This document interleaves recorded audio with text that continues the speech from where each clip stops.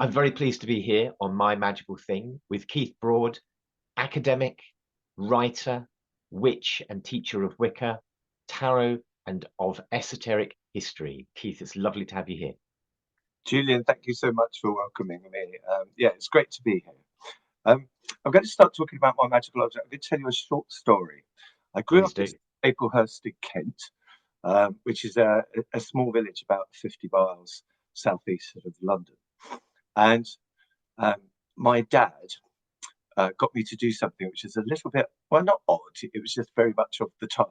So in our village, I grew up in the late 60s and early 70s there, and there were still horses and carts in the street every now and then, believe it or not. And he used to have the rag and bone man would come round, and he would call out in the streets, "Old iron, old iron." And I remember it. I remember it. Rag and bone, rag and bone. Yeah. there you go, exactly. And um, the horse would come along, and of course it would defecate in the middle of the street.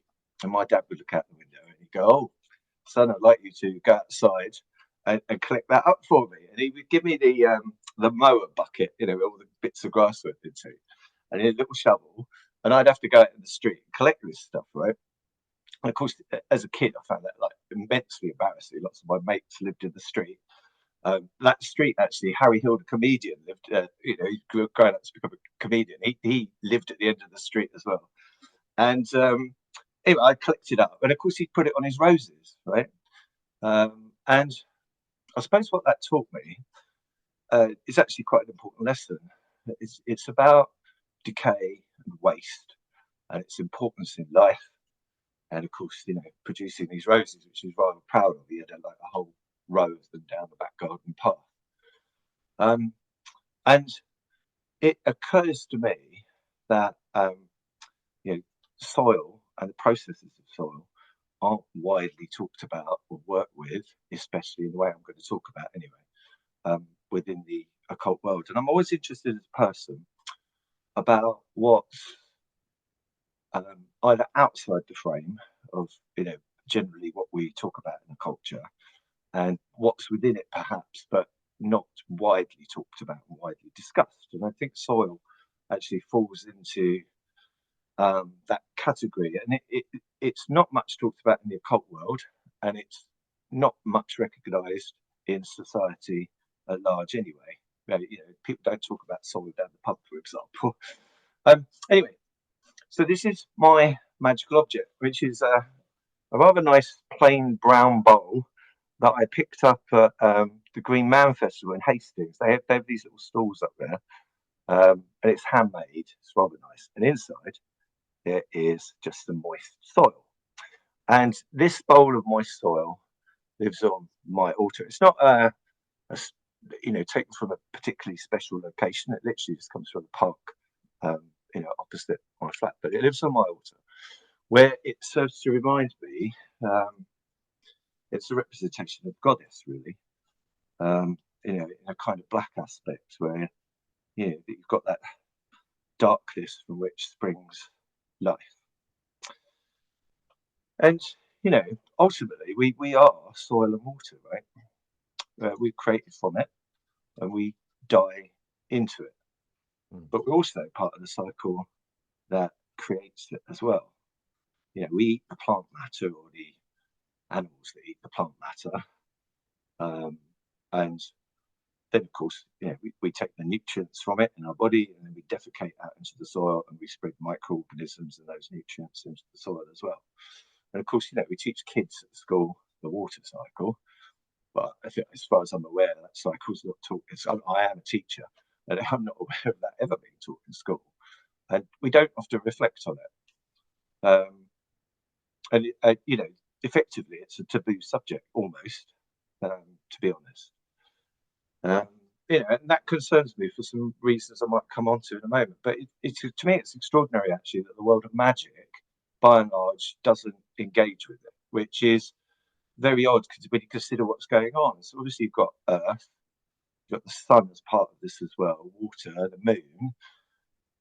Arguably, well, not arguably, actually, in fact, the influence of the planets as well. Now, I know that might sound woo to start with, but bear with me. So there's quite a lot of science at the moment which talks about the gravitational influence and the electromagnetic influences of the gravitation as well. So the fact we're in the Goldilocks zone, not too hot, not too cold, that's down to the gravitational system of the solar system. And then you've got gas giants like Jupiter acting on the sun on a 400,000 year cycle that creates the sunspots. And then you have the electromagnetic activity on Earth.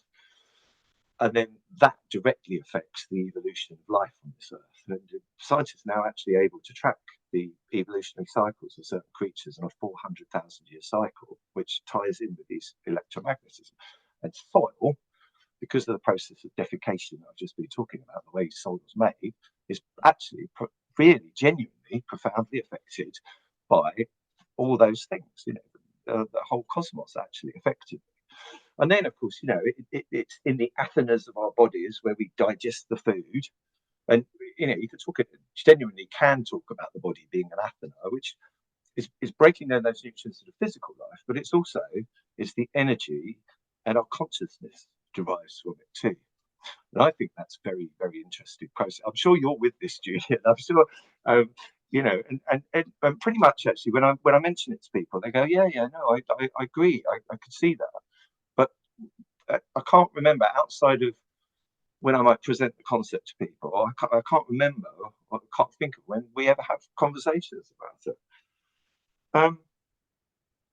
Now, modern occultism will use soil in the sense of, people go and get it from crossroads, don't they? Or they go and get it from particular cemeteries or even graves, and then work with it. Now, on a symbolic level, I can see that that's got validity.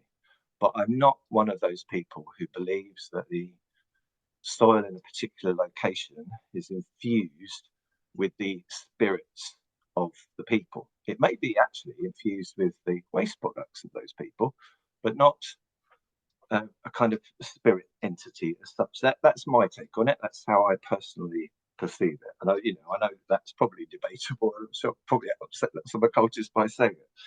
But also a little bit concerned about the subject of necromancy, not because I have a problem with necromancy as such, but as far as I'm aware, people who talk about necromancy don't talk about the necrobiome in the soil. And the necrobiome is made up of all the microorganisms, the fungi, and it's what breaks down life so that it's ready to take part in the cycle again. And it seems to me that that's the very essence, right, of death in life, life in death. It's a profound occult subject, and effectively it's hidden because we don't talk about it. And then that brings me on to a wider point. It's said that there's only perhaps 80 to 100 harvests left in the soil around the world, and that's increasingly is becoming it's coming into the public sphere. Articles are getting written about it in newspapers and online, and people are becoming aware of it. But healthy soil relies on the rich complexity and diversity of life, doesn't it? And it relies on that above the soil and the breakdown of it below the soil, the necrobiome.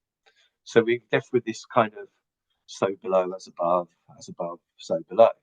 Now that, many people will be aware that phrase derives from the Emerald Tablet, which was heavily influential on European alchemy, but also 19th century occultism, but also people like Isaac Newton as well. Isaac Newton translated it. In fact, he has a translation. It's very influential. People like Madame Blavatsky as well. But we tend to, when we say the phrase, we usually say things like as above, so below. We don't complete the cycle, so below as above as well. So there's something there where we actually, there's a kind of ignoring of the below bit. And of course, what's happening above and the effects below are you're having monoagriculture. So that rich complexity of life is disappearing. And you will have noticed this on British countryside. But, if you think about the United States, for example, you literally look as far as the horizon, you just see one crop. And that degrades the soil. And then you solve that by sticking loads of nitrates on it with it, wash off into the sea, kill all the microplankton. which has profound effects on the ocean then as well. And that's just utter madness.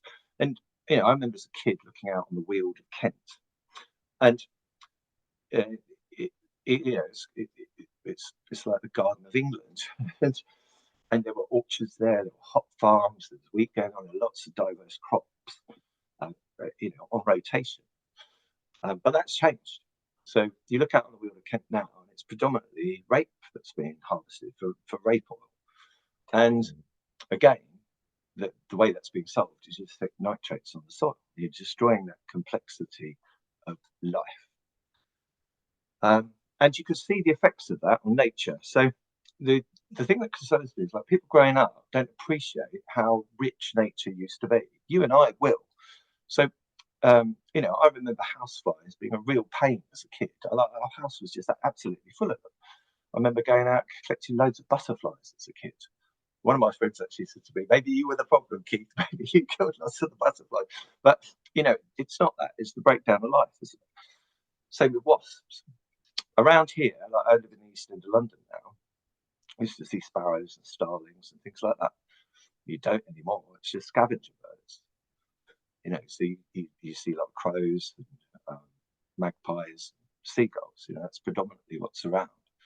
And it's not things like, that eat the insects all the time. So it's a real problem. And that web of life is being threatened. And with no web of life, Julian, there's as we well know, there is no magic. Now, a web is a very strong thing. We've all put our fingers through spider webs as kids, and you can damage it and it will hold. If you damage it too much, it's ripped apart, isn't it? And that's what we're doing.